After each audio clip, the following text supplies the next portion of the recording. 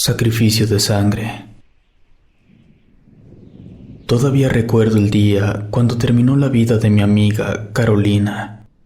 Fue el 19 de noviembre del 2018. Ella salió corriendo del salón de clases, corrió hasta el final del pasillo y se lanzó.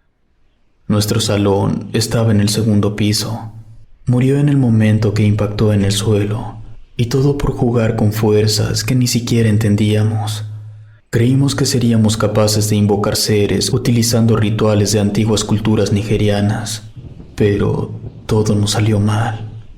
La más afectada fue Carolina. La culpa no la dejó tranquila y por eso se mató. Mariana y yo nos llevamos el susto de nuestras vidas, pero Carolina quedó traumatizada. Todo comenzó en septiembre de ese mismo año. Cuando recién empezábamos el tercer semestre de preparatoria, teníamos una clase de historia. El maestro nos dejó un proyector para hacerlo en equipos de 3. Nos juntamos Carolina, Mariana y yo. El trabajo era sobre las culturas de África Occidental. Teníamos que elegir una y haríamos una serie de actividades durante todo el semestre. Debíamos elegir bien porque no habría cambios después. Teníamos hasta la siguiente clase para elegir la cultura. Las 3 fuimos a casa de Carolina para ponernos de acuerdo sobre cuál sería la cultura que elegiríamos. Pero antes fuimos a una pizzería que estaba cerca. Nos fuimos a pie. Como mucho, eran 4 cuadras lo que tendríamos que caminar. A mitad del camino pasamos por una calle desolada. Era una calle privada, no tenía salida, como si fuera un callejón. Yo le pregunté a Carolina qué había pasado en esa calle. Ella nos contó que muchos años atrás todas las casas estaban habitadas. Un día llegó un inmigrante, venía de Nigeria. Él simplemente se metió a una de las casas. La familia que vivía en esa casa ya no fue vista por los vecinos. Eso llamó mucho la atención. Pasó una semana y en la noche desaparecieron prácticamente todas las personas que vivían en esa calle. Hubo solo 2 sobrevivientes, una anciana y su nieta. La anciana fue precisamente la que contó lo sucedido. Ella vio cómo el inmigrante entró a la casa y mató a mordidas a su hija y a su marido. Ella y su nieta lograron escapar por la puerta que daba al pasillo. Esa anciana era originaria de Veracruz y ella afirmaba que, por cómo se comportaba el inmigrante, esa persona estaba bajo el efecto de una maldición yoruba. Una maldición que lo obligaba a comer carne humana y a beber sangre, y que ninguna otra cosa lo podía saciar. A Mariana y a mí nos pareció una historia escalofriante y al mismo tiempo muy interesante, y debido a esa anécdota que nos contó, elegimos que nuestro proyecto lo haríamos de los yorubas.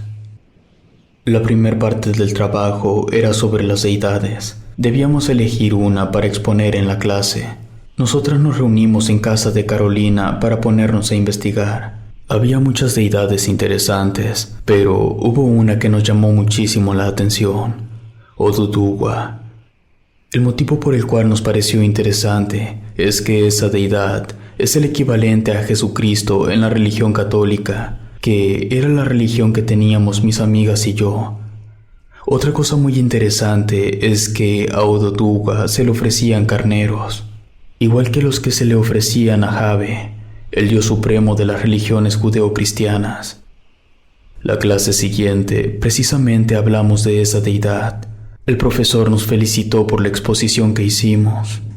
El siguiente trabajo que debíamos hacer era investigar rituales y prácticas religiosas.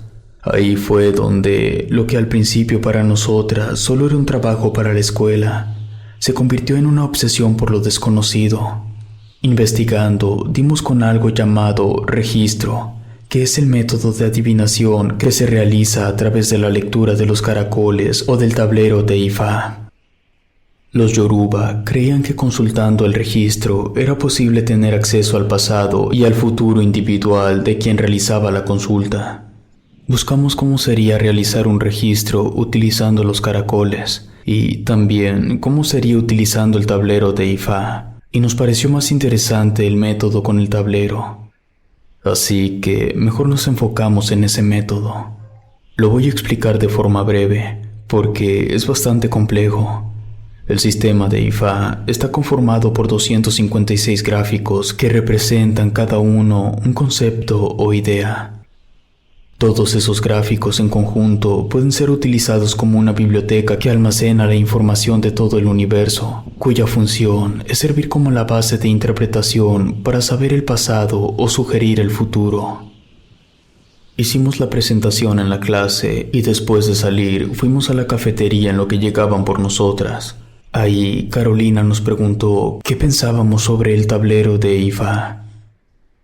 Mariana lo comparó con la Ouija, ya que servía para obtener información, aunque usando la Ouija, la información se obtiene preguntándole a un ser, y usando el tablero de IFA se obtiene de los gráficos. Yo le dije que sería interesante comprobar si eso en verdad funcionaba.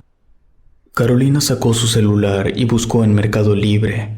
Dijo que podíamos comprar uno por $100. A Mariana le pareció una buena idea, pero yo no estaba segura. Sinceramente, no creía que un objeto comprado por internet tuviera las mismas cualidades que uno originario de África.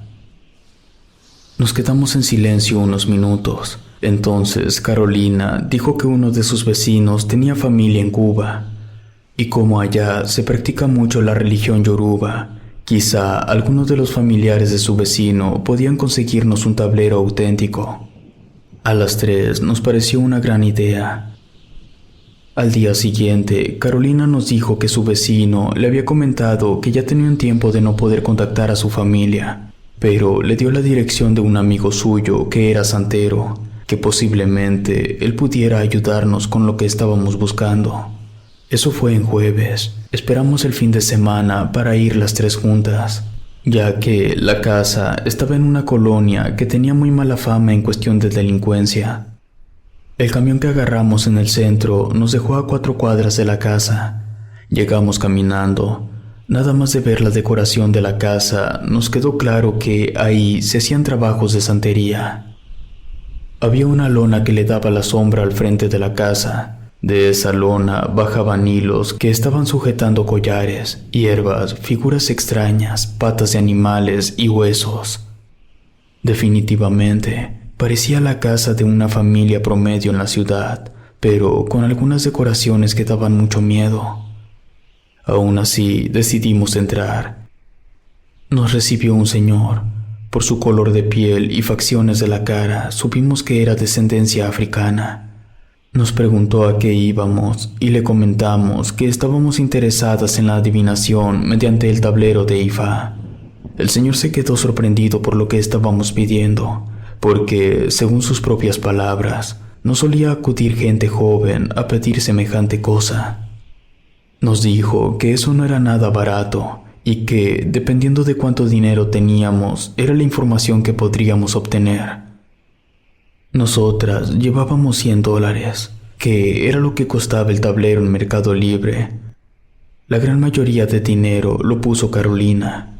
Él nos dijo que por esa cantidad podíamos hacer una consulta cada uno.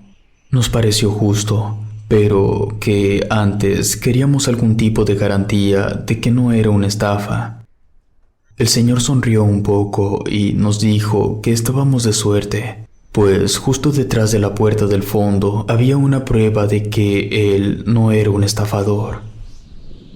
Marina le preguntó si podíamos abrir la puerta. Él nos respondió que sí, pero que no nos fuéramos a asustar.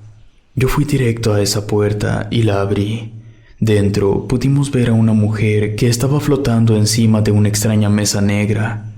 El largo y oscuro cabello de la mujer también flotaba como si estuviera en agua. El señor se acercó y cerró la puerta. Luego nos preguntó si esa era prueba suficiente de que él no era un charlatán. Carolina le preguntó al señor qué era lo que le pasaba a la mujer. Nos respondió que le habían lanzado una maldición muy fuerte y que él estaba intentando liberarla de esa maldición. Entonces yo le cuestioné el por qué nos estaba atendiendo en lugar de ayudar a la mujer. Nos dijo que él no podía hacer su trabajo mientras la mujer estuviera flotando, que tenía que esperar a que bajara y volviera a estar recostada sobre la mesa, y que eso podría tardar días enteros. No hicimos más preguntas, mejor procedimos al asunto por el cual estábamos ahí. Nosotras y el señor nos sentamos en una alfombra con extrañas decoraciones, hizo unos cantos y una oración. Antes de empezar, el señor nos preguntó si sabíamos a quién se le solicitaba la adivinación. Le dijimos que no estábamos seguras, que sabíamos que era un orisha, pero no teníamos el dato de a cuál. Nos aclaró que Orula no nos daría las respuestas que solucionarían nuestros problemas, sino que él solamente daría los consejos que nos ayudarían a dar con las respuestas que necesitábamos. También nos advirtió que debíamos seguir esos consejos, porque de no hacerlo nos pasarían cosas muy malas. Nos volvió a preguntar si de verdad queríamos continuar, y las tres respondimos que sí. La primera en hacer la consulta fue Mariana. Ella tenía un problema familiar muy fuerte y quería saber cómo contribuir a que todo se arreglara, o al menos qué hacer para que el problema ya no siguiera creciendo. El señor hizo lo del tablero y luego le dijo a Mariana cómo estaba la situación de su familia. Él sabía todo y también le dio el mensaje que Orula le dijo a través del tablero. Luego yo hice mi consulta. Mi familia estaba atravesando por una situación complicada de dinero y yo quería saber qué podría hacer mi padre para ponerle fin a esa mala racha.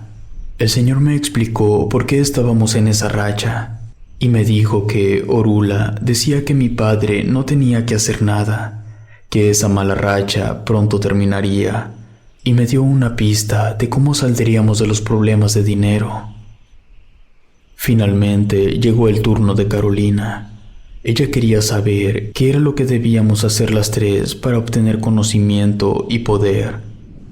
El señor, Marina y yo volteamos a verla confundidas.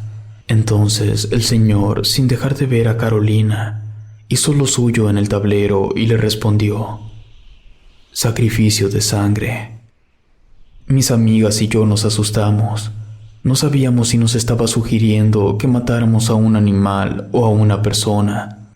Eso no importaba, ambas opciones eran muy malas. Carolina se levantó y después nosotras. El señor nos preguntó si no queríamos saber cómo realizar el sacrificio de sangre. Carolina le dijo que no y que ya nos íbamos. Sacó el dinero y se lo entregó. En ese momento, el señor le sujetó la mano con fuerza y le dijo que no podíamos dar vuelta atrás, porque ignorar los consejos de Orula se pagaban con la muerte. Carolina jaló su mano y las tres salimos corriendo de ahí. No volteamos hacia atrás. Cuando íbamos de regreso en el camión, no hablamos de nada. Las tres estábamos tratando de procesar lo que nos acababa de pasar. Llegamos al centro y de ahí nos fuimos directo a casa de Mariana. En cuanto nos sentamos en la sala, yo les dije si en verdad nos preguntaríamos al menos qué era eso de sacrificio de sangre. Carolina, muy alterada, respondió que no, que ya dejáramos eso de lado, que lo más prudente era fingir que en ningún momento pasó nada de lo que habíamos experimentado.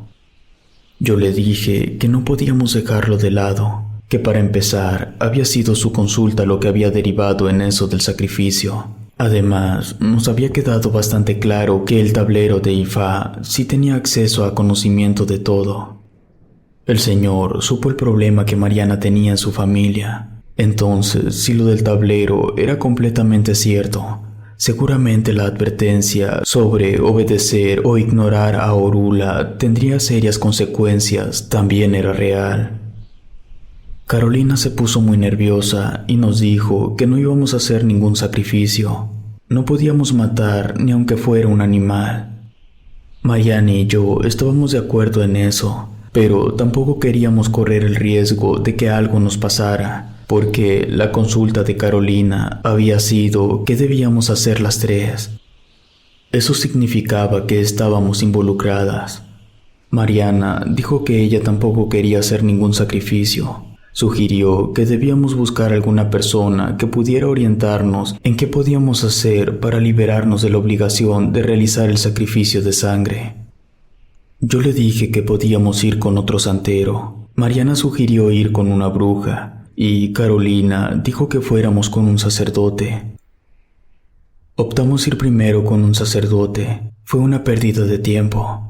Él solo nos dijo que la salvación de todo mal únicamente la daba el Señor y que si le rezábamos, Él podría ayudarnos.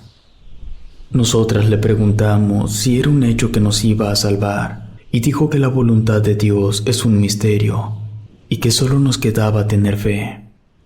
Cuando estábamos buscando una bruja, nos encontramos con una gitana que afirmaba poder adivinar nuestro futuro. Eso nos interesaba. Queríamos saber cómo terminaría todo esto. Fuimos con la gitana. Ella le pidió a Carolina que le mostrara las palmas de sus manos. Fue como si la gitana supiera que era Carolina la principal interesada en saber su destino.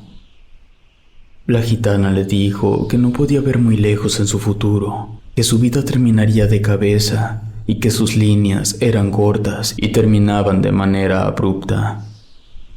Después fuimos con una bruja. Tardamos más de una semana en encontrar una que nos diera confianza. La bruja con la que fuimos era adoradora de la Santa Muerte.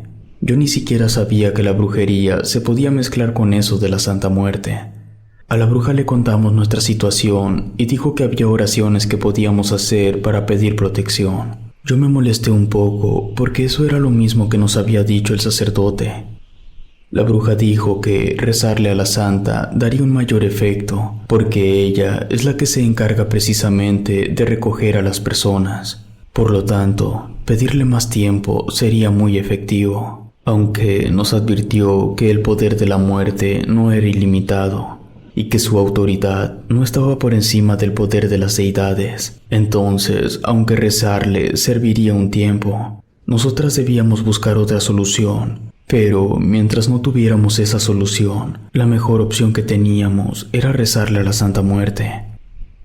Mis amigas y yo estuvimos de acuerdo. La bruja nos dijo qué era lo que debíamos hacer. Para empezar, debíamos montar un pequeño altar para hacer las oraciones. Debíamos conseguir una veladora con la imagen de la santa, un espejo, un incienso, un pedazo de carbón y un racimo de ruda. Por último, nos dio unas hojas con las oraciones que debíamos hacer. Le pagamos y luego nos fuimos. Hicimos esos rezos un mes aproximadamente, que fue el tiempo que tardamos en encontrar a un santero que estuviera dispuesto a ayudarnos. El santero dijo que había una forma de no hacer el sacrificio y aún así no recibir el castigo de Orula, pero que no era una tarea fácil, que todo el ritual duraba 2 meses y que si al final no daba resultado, tendríamos que hacer el sacrificio de sangre. Nosotras le preguntamos qué es lo que tendríamos que sacrificar. Él dijo que el sacrificio original posiblemente solo se trataba de algún animal.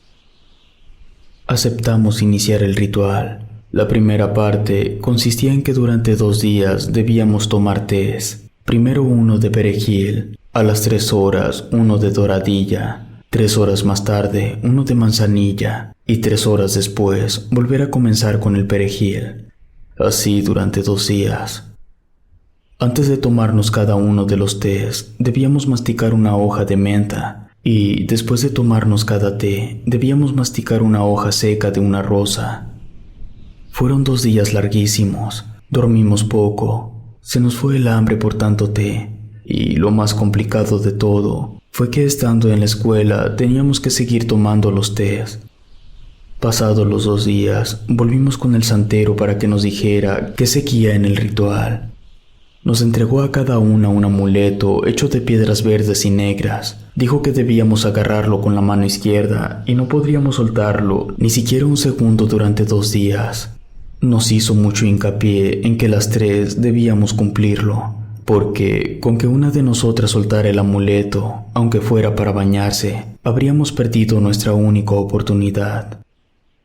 A Carolina se le ocurrió que lo mejor era que nos vendáramos la mano izquierda y que nos dejáramos el vendaje durante 2 días. Así no corríamos el riesgo de abrir la mano y soltar el amuleto.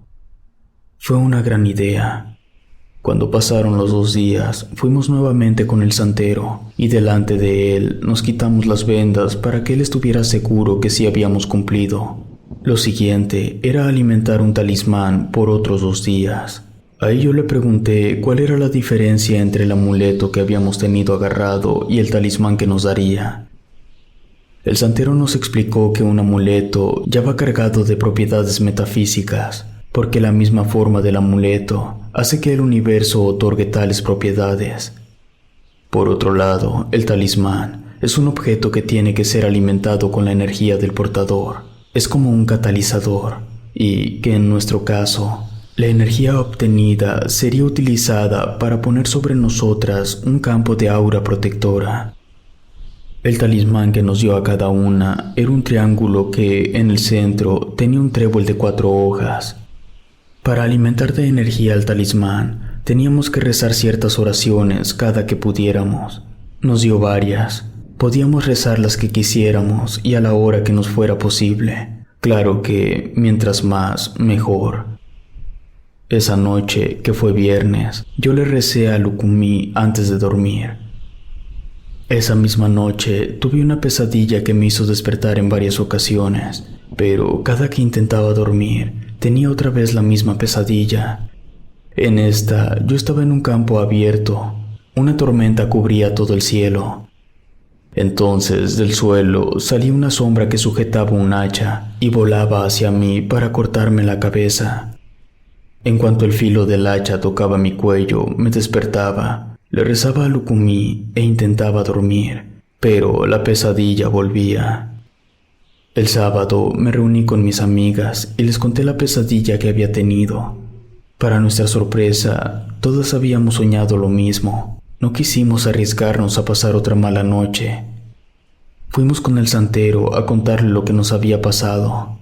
Él nos dijo que eso significaba que Orula no estaba contento con nosotras y que las pesadillas eran una advertencia de que, si seguíamos adelante con el ritual, algo malo nos iba a pasar. Le preguntamos si había algo que pudiéramos hacer para librarnos de las pesadillas. Nos dio un atrapasueños a cada una. Dijo que no estaba seguro que fuera a funcionar, ya que el caso de nosotras no eran pesadillas normales, porque Orula estaba involucrado, pero no perdíamos nada si lo intentábamos. Esa noche volvimos a tener pesadillas, pero no fueron tantas como la primera.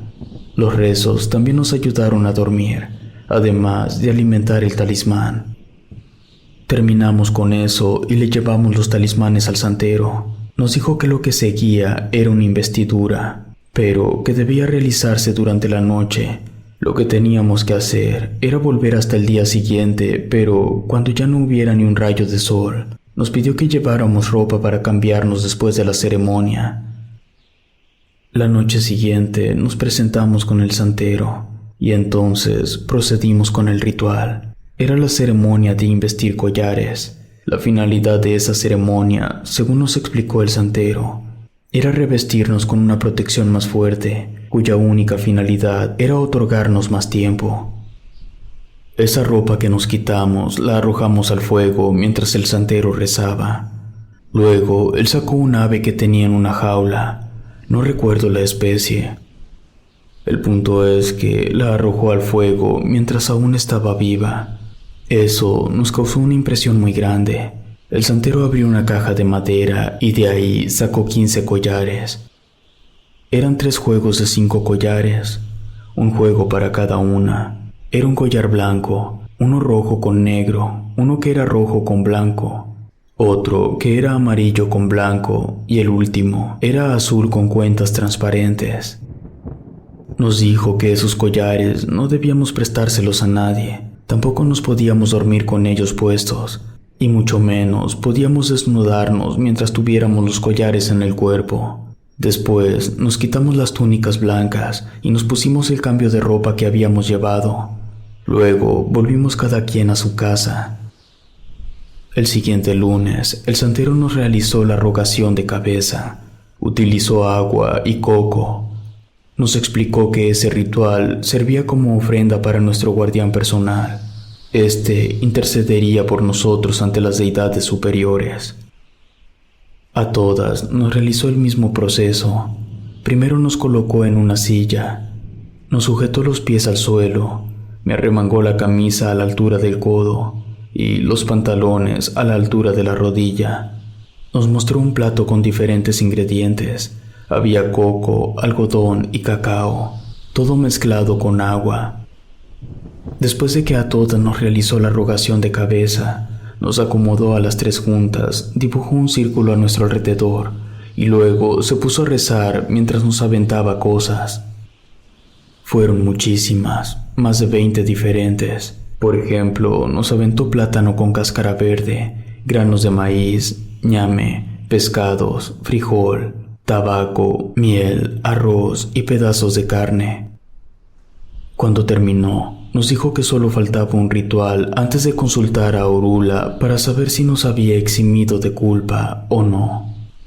Ese ritual lo realizaríamos el día jueves y la consulta la haríamos el día sábado, y que, dependiendo de la respuesta que diera Orula, las cosas podrían terminar ese sábado. Pero si las cosas no resultaban bien, el lunes tendríamos que hacer el sacrificio de aquello que Orula nos dijera.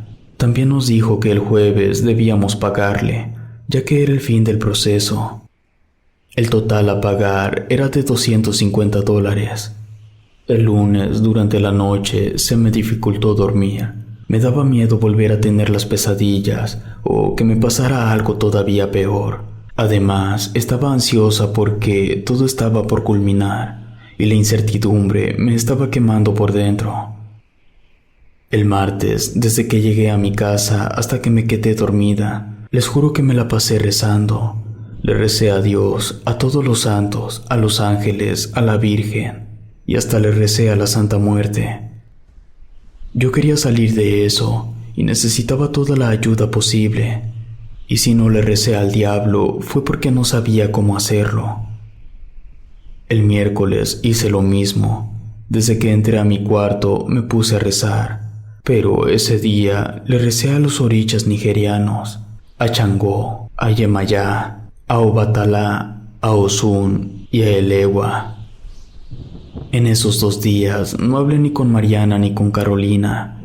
Tampoco las vi hablar entre ellas. Supongo que las tres estábamos tratando de lidiar con esa situación, cada quien a nuestra manera. Finalmente llegó el jueves. Ese día hablé con mis amigas. Saliendo de la escuela, nos fuimos directo con el santero. Él nos dijo que nos daría una mezcla herbolaria que contenía demasiadas plantas, más de 20 si no mal recuerdo, y se le ponía aguardiente, miel y manteca. Su sabor es horroroso, además de que no estaba hervido y su textura era muy pastosa.